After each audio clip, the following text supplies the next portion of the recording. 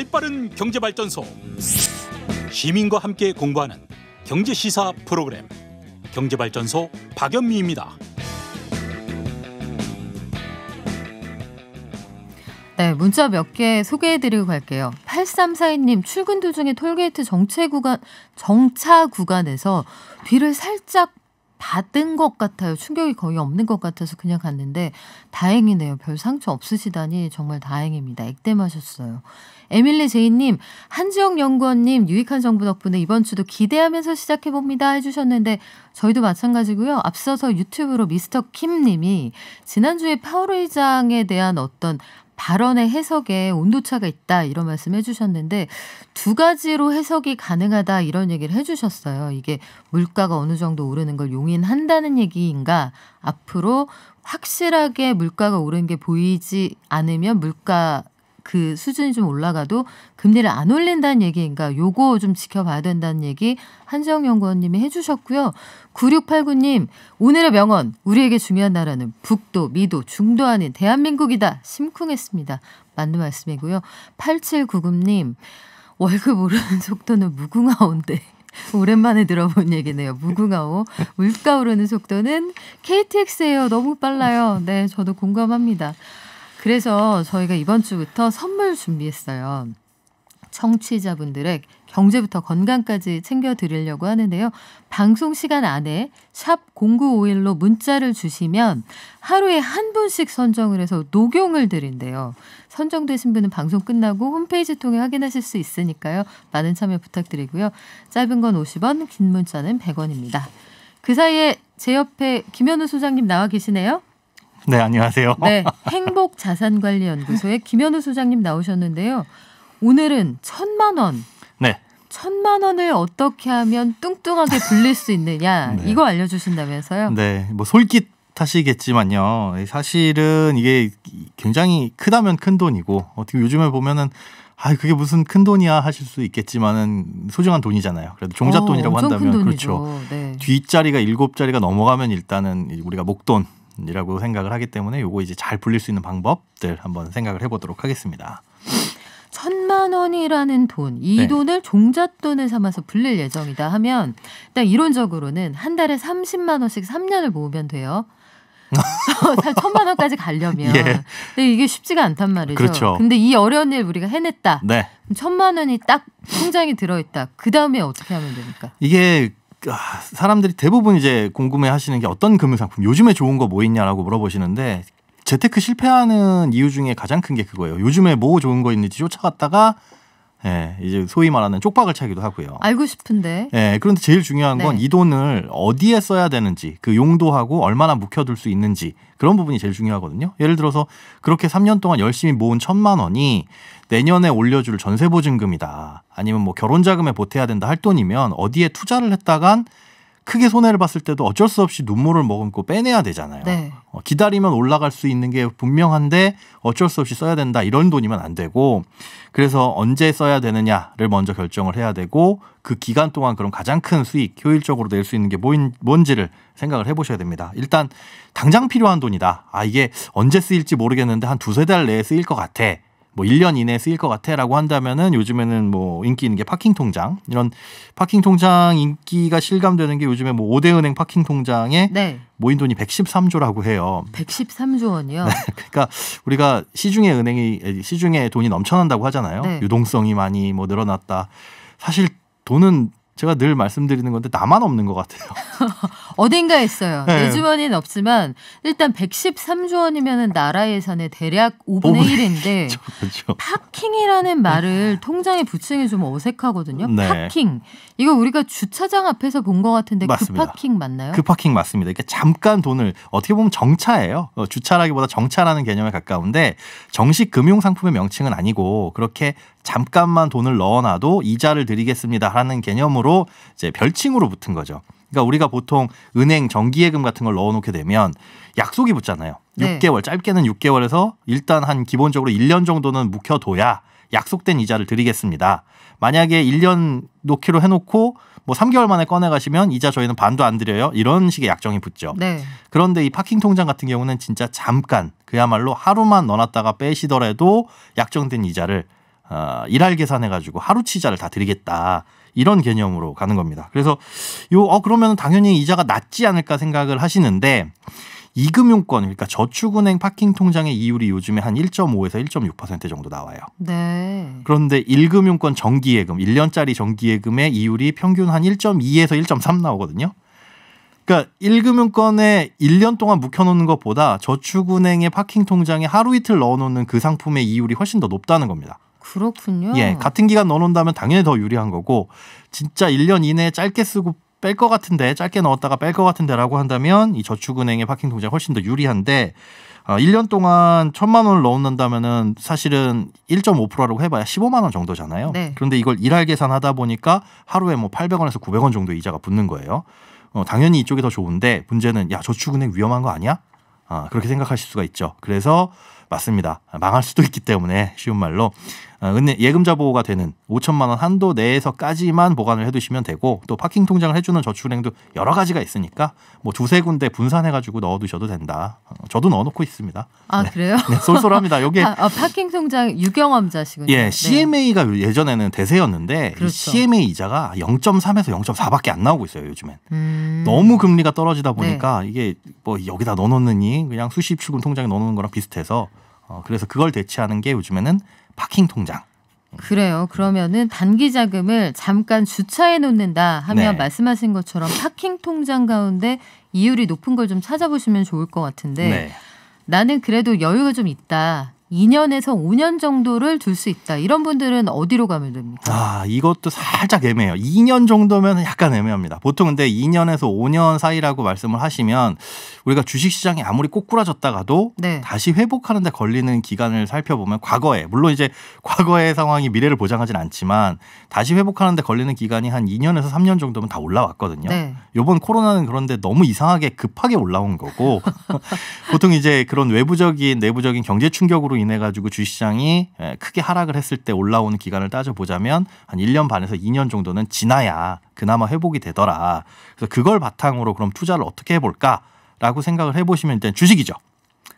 주식을 하세요라고 주식. 말씀드리는데 네. 이게 문제예요. 그럼 무슨 종목 하면 아마 여러분들 머릿속에 떠오르는 게 한두 가지밖에 없을 거예요. 어려워지죠. 그리고 주식은 꼭 오른다 아니면 원금이 보장된다 이런 보장이 없으니까요. 없으니까 네. 되게 무섭단 말이에요. 맞습니다. 사실. 그래서 좋은 주식을 골라야 되고 우량한 주식을 골라야 하고 지금 이 기업이 10년 후에도 살아남을 기업을 골라야 되는데 천리안도 있어야 되고. 그렇죠. 네. 그러다 보면 공부도 해야 되고 그런데 그 공부가 반드시 맞지도 않고요.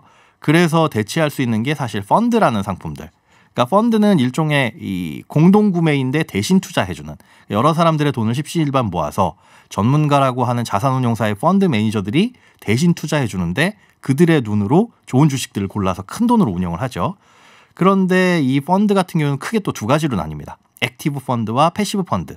액티브 펀드는 펀드 매니저의 능력에 따라서 이 주식이 좋을 것 같아. 그럼 그 주식을 좀 더 많이 사고 요 주식이 다음에 뜰 것 같아. 그러면 안 좋은 주식 팔고 새로운 거 사고 해서 시장의 평균보다 높은 수익을 내려고 하는 게 추구하는 게 이게 액티브 펀드라고 보시면 되고 실질적으로 좀 활동적이네요. 활동적으로 대신에 이런 건 보통 위험이 더 크죠. 그죠. 그리고 수익률을 높게 낼 수 있는 가능성도 큽니다. 그러니까 하이 리스크 하이 리턴이죠. 그런데 그런 게 아니라 패시브 펀드는 그냥 우리나라의 주식시장에 상장되어 있는 주식 모든 걸 다 사서 그냥 가만히 가지고 있으면 평균은 할 거 아니에요. 네. 그런 개념입니다. 그러니까 패시브 펀드는 그렇게 사고 팔고 안 하고 그냥 대표적인 업종들의 주식들 몇 가지 사가지고 소위 말하는 평균만 쫓아가자. 우리가 보통 코스피 지수, 코스닥 지수 하는 이런 지수들 있잖아요. 네. 그러니까 시장을 대표하는 지수 정도만 수익을 내자라고 하는 게 패시브 펀드. 대표적인 게 조금 전에 말씀드린 인덱스 펀드인 거죠. 그런데 이런 인덱스 펀드를 주식처럼 거래하게끔 또 상장시켜 놓은 펀드가 있어요. 그게 이제 ETF. 아마 ETF라는 말은 어디선가 한 번씩은 들어보셨을 수 있어요. 어디선가 한번 들어봤지만 영 입에는 붙지 않는 그 안 말. 붙죠. 네. 이게 뭐 영어로 돼 있고 그걸 우리나라 말로 풀어도 상장지수 펀드라고 하니 이게 한국어로만 옮겼을 뿐이지 사실 이해 안 되는 건 마찬가지인데 쉽게 얘기해서 평균 쫓아가는 펀드인데 그걸 주식처럼 사고 팔 수 있게끔 간단하게 거래할 수 있게끔 만들어 놓은 펀드다. 그래서 요 펀드 ETF라는 종목을 하나 사면 우리나라 코스피 시장이 왔다 갔다 움직일 때 똑같이 가격이 형성이 된다. 뭐 이런 식의 네. 상품이다라고 보시면 됩니다. 이게 비교적 안정적이다. 직접 종목에 투자하는 것보다는 좀 내가 하나의 보호막을 더 안고 간다 해서 사람들이 관심을 많이 가졌는데 네. 물론 ETF도 코스피 지수가 떨어지면 물론 손해를 보실 수 있습니다만 그렇죠. 이게 뭐 여러 회사에서 굉장히 많은 상품을 팔다 보니까 대체 뭐가 뭔지 왜 좋은지 잘 모르겠다는 분들 많거든요. 네네네. 소개 좀 부탁드릴게요. 여러 회사에서 많이들 팔고 있는데 사실 좋다고 말씀드린 건 뭐 때문에 그러냐면 아까 말씀드린 어떤 기업 하나를 내가 특정하기가 어렵고 그리고 한 개의 종목을 샀다가 예를 들어 나는 미래에 배터리 산업이 유망할 것 같아. 그래서 지금 우리나라에 상장돼 있는 배터리 기업 중에 한 군데를 내가 선택을 해가지고 투자를 했는데 하필이면 그 기업이 잘 못 만들었어. 그래서 미래에 갔더니 배터리는 잘 못하더라. 그래서 10,000원에 산 주식이 8,000원이 돼 있더라. 10년 후에도. 이런 경우들 많이 있거든요. 마이너스의 손이 은근히 그렇죠. 많죠. 그게 네. 그런데 사실은 우리가 워런 버핏 얘기를 잠깐 해드리자면 투자의 규제라고 하잖아요. 그런데 그분이 산 주식 중에 대부분이 다 그런 시기였습니다. 진짜요? 네. 이게 무슨 말이냐면 아니 버핏 형은 다 수익 내신 거 아니었어요? 아닙니다. 예를 들어 100가지를 샀다면 그중에 2-3개가 대박을 낸 거고 사실은 대부분의 주식들이 실제로는 처음에 샀던 가격보다 못한 경우들도 많이 있었어요. 그러니까 여러분들이 만약에 궁금해하시면 오늘 그 검색창에 들어가셔서 이 코스피 시장에 들어있는 올라와 있는 상장돼 있는 종목들을 쭉 검색하신 다음에 아무거나 하나 찝어서 10년 동안의 가격을 한번 보시면 놀라우실 겁니다. 10개 중에 한 7개 정도는 10년 전 가격보다 못해요. 진짜요? 네.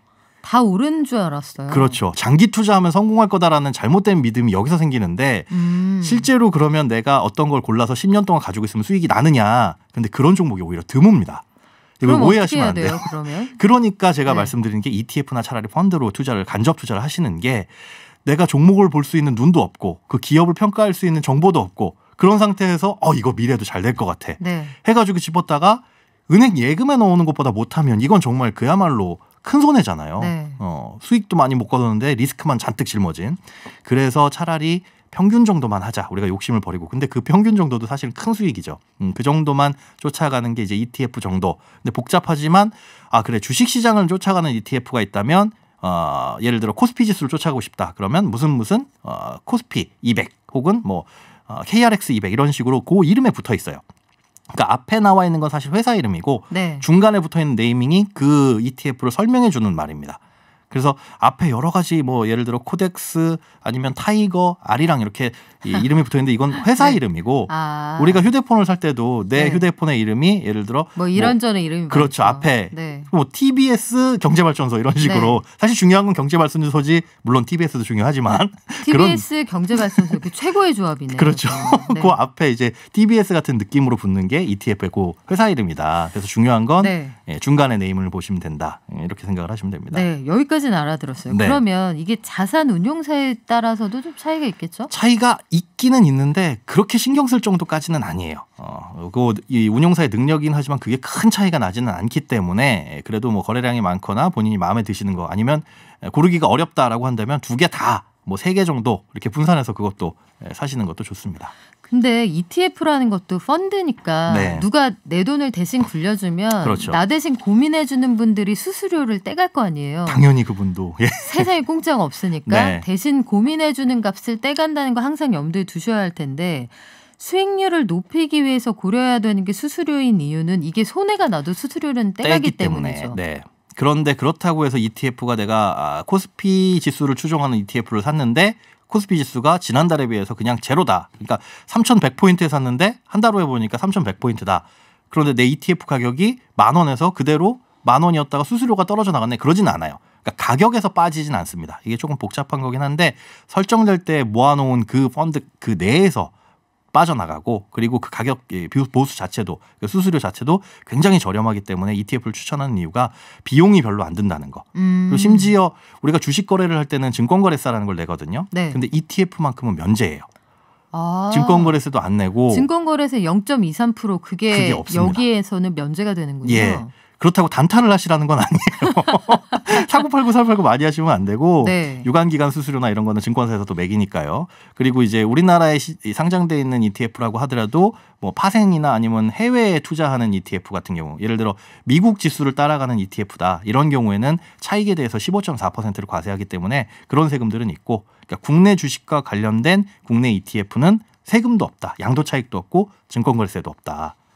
그래서 그렇게 생각을 하시면 비용이 굉장히 저렴합니다. 네, 펀드라는 큰 바구니에 여러 사람들이 돈을 같이 붓다 보니 네. 수수료도 일종의 십시일반을 하게 되는 그렇죠. 거군요. 굉장히 나눠지게 되는 거죠. 그러면 ETF 수수료가 좀 적다. 여기까지 알아들었어요. 이거 어떻게 사면 되는 거예요? 중요한 게 이제 어디서 사느냐인 네. 건데요. 이것도 주식처럼 거래를 할 수 있다 보니까 주식 계좌를 먼저 개설을 하셔야 돼요. 주식 거래하듯이 개설을 하시고 오전 9시에서 정규장은 오후 3시 반까지 요 사이에 들어가셔서 마음에 맞는 ETF 미리 검색을 해두셨다가 그거 검색해서 제 가격에 사시면 되고 그런데 아마 처음 거래하시면 가격이 9시부터 3시 반까지 초 단위로 계속 바뀝니다. 심다네요. 그거 보고 있으면. 예, 그런데 그걸 조금이라도 싼 가격에 사야지라고 욕심을 내셨다간 이건 제가 욕심이라고 표현하는 게 네. 잡을 수가 없습니다. 제일 바닥 가격은. 그래서 나는 그래도 한 쭉 장기 투자할 거야. 네. 그럼 뭐 10원, 20원 차이는 큰 거 아니잖아요. 그럴 때 그냥 오늘 사두면 얼마에 샀든지 간에 조금 더 묻어두고 생각을 해보셔라.